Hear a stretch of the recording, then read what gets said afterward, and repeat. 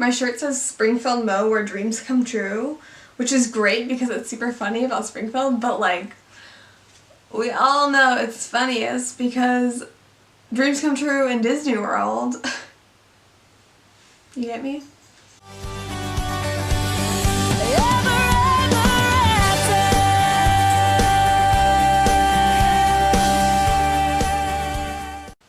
Hey guys, it's Amora. So I'm here with a video about my entire application process and interview process and all of that jazz, because if you're anything like me, you did a lot of research and watching videos and obsessing over your interview and application before you actually even did it. So here's a video just telling you what to expect from the application process, the web-based interview, the phone interview, and then finally after you receive your acceptance to Disney World. Alright, let's get going. So you can find the applications on the Disney College Program Careers website. If you just type into the search bar Disney College Program, then it'll come up with the application link that you can click on and start to fill that out. You can also just Google like Disney College Program and probably find the application that way, but I always went through the careers website when I applied. I would also suggest following the Disney College Program Facebook page, because on there they'll post when they dropped applications and that applications are open, and keep you updated on that, and it'll also keep you updated on when they're gonna close so you can get your application in during the time frame that is open for each semester. Before you apply, make sure that you have a good understanding of what each role demands and what's expected of that role and all of the potential things that you could be doing if you do get that role, because any role that you put interest in on your application, you could potentially get cast in. So on your application, it's going to ask you a few basic things. First, it's going to ask you your name, it'll ask you your address, it'll ask you what college you go to, and when your graduation date is. If you want to apply for Disney World, you can also apply for Disneyland, and that same thing goes for the different lengths of the programs. So if you're applying for spring, you can also apply for Spring Advantage, and if you're applying for fall, you can also apply for Fall Advantage. I applied for both Spring and Spring Advantage, and I got my Spring Advantage choice because it does ask you which one is your first choice and which is your second. So I put that Spring Advantage was my first choice and the regular spring program was my second choice. So just like a regular resume, you'll write your work experience, the skills that you gained from those, and your responsibilities in those roles that you had. Also keep in mind when you're filling this out that a human is not the first thing that goes over your application. The computer system that they have will likely be the first thing that sees your application, so it kind of puts you at a disadvantage because there's not an actual person reviewing your application. And because of this, I suggest that you use certain keywords like teamwork, cooperation, efficiency, multitasking, guests, like all of these different words that Disney would want to see you use during a regular interview, you should put in your application. You will also be asked to rank your roles and your interest in those roles.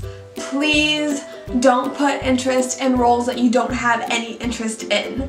You cannot get a role change after you have accepted your position with the Walt Disney World or Disneyland College Program. You can rank your different role preferences as high interest, low interest, moderate interest, or no interest. If you don't want to do a role, please put no interest. Or if you only want to go on your program, if you want to be a character performer, just put high interest in character performer and no interest in anything else. Like, that is totally fine.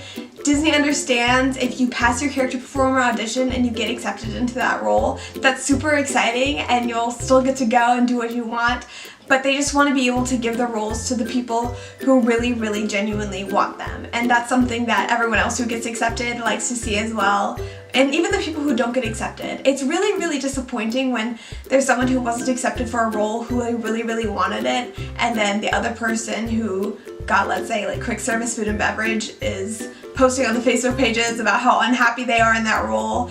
It really, hurts the people who really wanted that opportunity. So just please be honest in your role interest, like, rating system. Just tell the truth. We know you want to go to Disney World, but just make sure that you want to do what you're applying for. You get what I'm saying. Okay. At the end of your application, you can also sign up to receive notifications, which is really, really nice because you put in your phone number and then they'll send you a text when you receive an email about your application process and how it's continuing. And like when you get your web-based interview, you'll get a text that says check your email, and when you get your phone interview, it's the same thing. And it just really is a good way to keep you updated, especially if you're not so good at checking your email regularly like I am. So I highly, highly suggest signing up for text notification. Once you submit your application, your dashboard will say that you're an application received, and it'll stay in the application received until you receive that email that says that you can move on to your web-based interview. So just keep a look on your dashboard. Sometimes people will hear within a matter of hours about their web-based interview. I know that I heard 3 hours after my application was submitted that I got a web-based interview. But there are also people who applied the first day and are still an application received and are just waiting to get pulled out of that. There are some people who got pulled out of application received like a few days ago. So just, don't lose hope if you are an application received. It's still totally possible that you'll get pulled out of it, just it might be later on, and that's totally okay. Okay, so once your application is received and you get a web-based interview, you have to act upon that and take your web-based interview within 3 days of receiving your web-based interview email. So make sure that you do that, because if you don't take your web-based interview within those 3 days, then your application automatically goes into no longer in consideration, and we don't want that for you just because you waited a little bit too long. So please be on top of your web-based interview. So I will let you know that the web-based interview is kind of intimidating, and this is because it's completely computer automated. Like, nobody actually sees your web-based interview. And that's kind of terrifying. And I will let you know up front that the first time that I applied last semester in January, I didn't make it past the web-based interview. So whether or not you pass the web-based interview has nothing to do with how much you love Disney or how fitted you are for the position, because I feel very strongly that I am Disney employee material, and despite that, I guess the timing just wasn't right for me and I didn't make it past my web-based interview. So the web-based interview, or a WBI, is basically just a personality test. So they ask you questions on a range from like 1 to 5, or strongly disagree to strongly agree, about how you would deal with certain situations or how you feel about certain things. And I'm not going to get into the questions because I don't want to tell you wrong. I would say that the biggest components that you need to think about when going into your web-based interview is that you need to make very strong answers. So strongly disagree or strongly agree. The first time I took my web-based interview, I put middle answers because I was trying to be humble and honest and like not brag about myself. But hey, this is Disney World. You want to go to Disney World. Don't be afraid to brag about yourself. You are qualified. You are amazing. You are Disney material, and they want to see that. That being said, also don't let things trip you up. Like, they will have questions that are like, they will have multiple questions that will try to trip you up, and they are the same question but phrased differently or oppositely. Just keep in mind how you've responded before and respond consistently during your web-based interview. So the 2 tips for that are be consistent and be strong in your answers. You got them. I also suggest that you take your web-based interview in a place that's really quiet and has super, super good internet connection. Make sure that you're in a good environment to take this interview, because after you finish it, you will immediately find out whether you are continuing on in the interview process or not. So there's 2 potential screens that can pop up after that. It's either, I'm so sorry, you're no longer in consideration for this position, please apply again after the next 6 months. Or you get a, congratulations, you're moving on in the interview process, please schedule your phone interview. So as soon as you receive that, go to your email, give it a couple minutes to refresh and reload and get that email sent to you. The email will provide a link that you click on to go schedule your phone interview. And so that has to be scheduled within 3 days, but they give you like a week of dates that you can take your interview during. And you choose that, and then you also choose the time slot that you would like. And so if you made it to that point, congratulations! You're going on to the phone interview and you actually get to speak to a real person! That's so exciting! Because now you get to show them what Disney magic you actually have inside, and it's so great, and I'm so happy for you.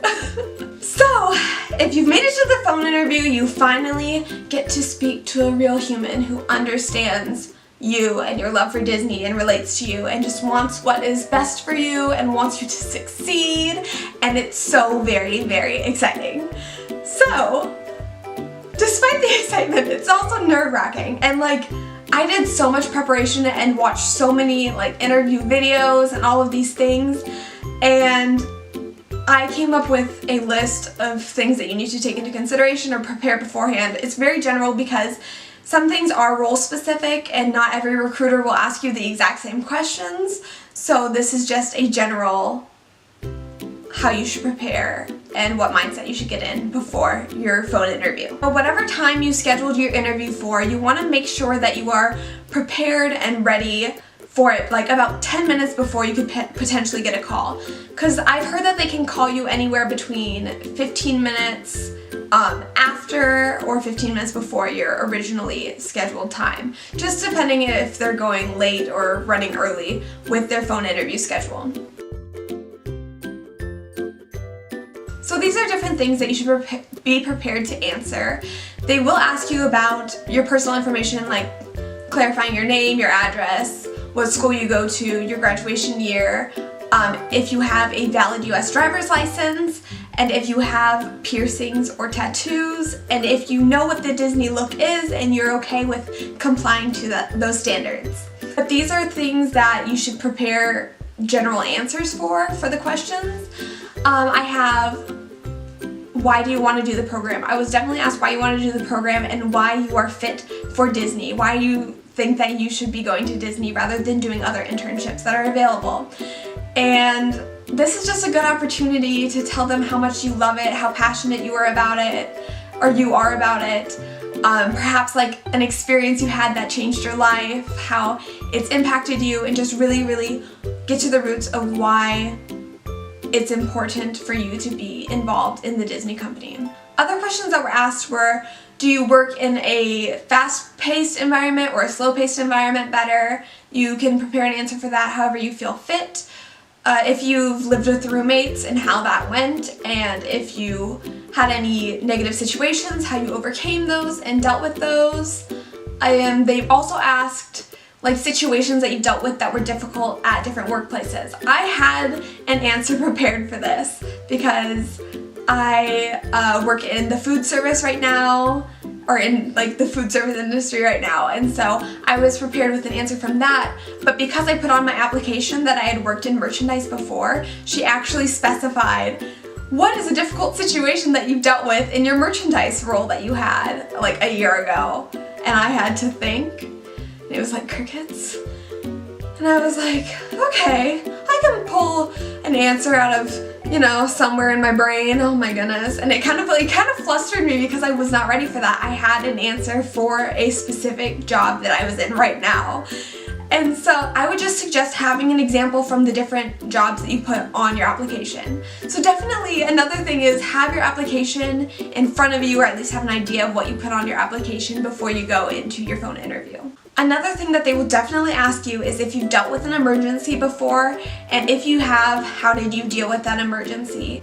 If they ask you that question and you've never dealt with an emergency before, feel free to just tell them, I've never actually had an emergency before, however, this is how I would deal with it. They may also ask you how you would handle certain situations in specific roles that you put interest in on your application. So I had all of these kinds of answers that I knew that they asked about for specific roles. I know that my high interest roles had certain questions that they would ask, and so I had those prepared, but they didn't ask me any questions about my high interest roles. They only asked me questions about my moderate and low interest roles, and then one very vaguely attractions related question. And that really, really stressed me out because I was like, oh my goodness, I'm not going to get any of my top roles. I mean, it's like, that was fine with me because I just really, really wanted to go to Disney World and be part of the college program, but you still, you know, you want them to ask you about your high interest roles, no matter what. The roles that they asked me questions about were actually lifeguarding, merchandise, and Bibbidi Bobbidi Boutique. And I was really excited about the Bibbidi Bobbidi Boutique one. That is one that I put on my moderate interest level, but they actually asked me like an example situation question about that, which was if you did a makeover for a little girl and her mom was upset about the way that the makeup or makeover turned out, how would you handle that situation? But that was my best answer, and so just have like little things prepared. Like I know that if you are interested in attractions, sometimes they will ask you about like what if a kid's not tall enough to go on a ride, or for a character attendant they might ask what if a kid's really, really excited to go meet this character and then when they get up to the front of the line they're scared. Like how do you handle that? So those are just some things to keep in mind. Just have a good understanding of what the roles you're signing up for or have put interest in are. The roles that I put as my top roles were attractions, character attendant, and character performer. So for attractions, they did ask me if I was comfortable operating large vehicles, and I told them that I didn't have any experience like using large vehicles, but I am always open to learning what those safety standards are and what's expected of those roles. And then I was also asked if I was scared of heights, and I was like not expecting that at all. And I told her that I'm not like classically scared of heights. Like I still love like thrill rides, and I love heights when I'm like strapped in, but like viewing towers freak me out. Like when there's like glass floors and glass walls and you're like way up high, you just look out because you're not strapped in. But then I told her, but then I was like, oh shoot, she's gonna think that I like am not okay with being high up, which I am. I'm getting over it because I also told her I took this lighting design class where we had to go climb up super high and, you know, deal with the counterweights and things like that, and hang up light plots. And she was really, really interested that I had an example of a situation where I was dealing with overcoming my fear of heights and showing her that I could still do that. If you do put interest in character performer, they will ask you if you're planning on attending an audition. And at the time I wasn't really sure if I was going to be able to or not because of my class schedule, but I did end up being able to drive 8.5 to 9 hours to Wisconsin there and back and do my character performer audition. So fingers crossed, we see how that turns out pretty soon. But just know that they will ask you about if you are able to attend those character auditions, and they want to make sure that if you are interested in that role, you do attend an audition or you know what the audition dates and opportunities are. I also suggest that you write your interviewer's name down and refer to it once in a while. The college program recruiting, how are you? And so you can write that down really fast and be like, oh, hi so-and-so, I'm doing so well, how are you? You know, and then you can also use it in your thank you. You can use it a couple times during your interview. It just makes it a little bit more personal. So I definitely suggest writing their name down and using it a couple times during your interview. A big thing, which is easier said than done, is don't use ums or like or uh-huh or nah, because it's just unprofessional. It makes you look unprepared, and it's okay to have a break in your speech. You're allowed to pause and get your thoughts together really fast and then answer. That is much more acceptable than being like because I like do this thing. Another huge thing is smile while you're interviewing. People can hear smiles over the phone. They know if you're excited and ready or if you're nervous. Don't be afraid to put a mirror in front of you during your interview just to remind you to smile, so that when you see yourself not smiling, you can be like, oh yeah, I gotta be happy. It's such an exciting and happy thing. At the end, they will ask you if you have any questions. I would highly, highly suggest having like at least 2 questions prepared. So like, ask a question about how auditions go, or ask a question about the classes that are offered during your program, or ask about volunteers. Have a question prepared that makes it really clear that you have done your research and you're really, really passionate about this program and you're ready to go. And lastly, thank your recruiter for their time. They are the ones that are helping you get to Disney World or Disneyland, and they just really want the best for you, and they have made you feel really comfortable during this process and all of these things. So just make sure that you thank them for their time and wish them a magical or good rest of their day.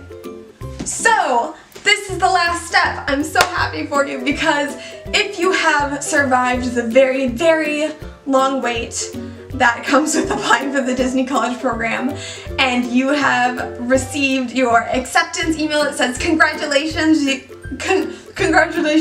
that says congratulations, you have been accepted into the Disney College program, then you are ready to accept your role. So when you get that email, there will be a link attached that leads you to another document on a different page that allows you to accept your role. And that particular document will have what role you've been assigned to and your dates, like your acceptance dates, whether it's spring or spring advantage or fall advantage. You have 3 days to accept your position and 7 days to pay your dues. So what I did is, on the first day that I accepted my position, I paid my dues, and then I also chose my arrival and departure dates. So the dates will vary based off of which program you've been accepted into, like which length of program you've been accepted into. There will also be like an additional information form that might get sent to you later. I know that I got like a second email or a third email, something like that, that reminded me to go through that additional information. And basically that's just another thing where they email you a link, you click on that, it brings you to another document, you read it over, type a couple of things, and then submit it. So yeah, for anything that happens after your acceptance, you'll get emails prompting you to do it. So just keep up to date with your emails, make sure that you complete all the steps for your acceptance so that you can actually go, and get ready, because Disney brain is a real thing. It's insane. And then you just wait forever to go to Disney World or Disneyland. This wait, like, it's seriously been it's seriously only been 1 month since I got my acceptance, and I've been counting down the days till I go to Disney World. So, good luck with the wait. It's honestly, waiting is the hardest part of the entire process, when you're waiting to get your web-based, your phone interview, your acceptance letter, and then you wait to go. It's just like the waiting, but you can do it. I promise. If I can do it, you can do it. So best of luck to all of you applying for the Disney College program. I am sending you love, I am sending you good thoughts, good vibes, lots and lots of pixie dust. Let me know in the comments if you have any more questions, or there are other videos that you would like me to make. Just like, you know, talk to me. It's cool. Like, subscribe, share this with your friends who also need help on their interview processes, and I wish the best of luck to you. See you later. Bye!